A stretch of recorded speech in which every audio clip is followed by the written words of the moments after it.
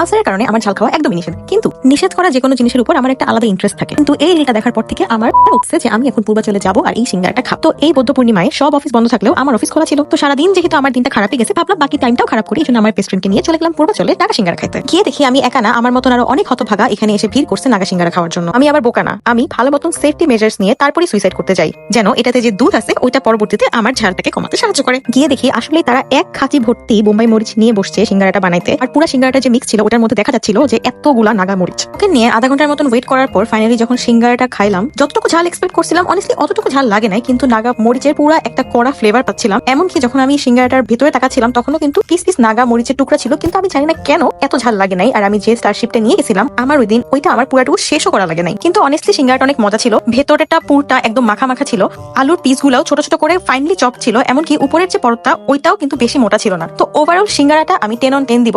যদিও আমি এক্সপেক্ট করছিলাম নাগাটা আরেকটু বেশি হবে, কিন্তু আমার জন্যই ভালো যে পরে আমার আর বেশি একটা প্যারা খাইতে হয় না, কিন্তু নাগার প্রপার ফ্লেভারটা আমি পাইছি। এই মামার দোকানে যেতে হলে পূর্বাচল ক্লাবের পাশ দিয়ে যে রোডটা আইবিএ অ্যালুমনাই ক্লাব পার হয়ে গ্রিল ফিশের দোকানগুলো পরে, ওই রাস্তা বরাবর হাতের ডান দিকে চোখ রাখলেই মামার দোকানটা চোখে পড়ে যাবে।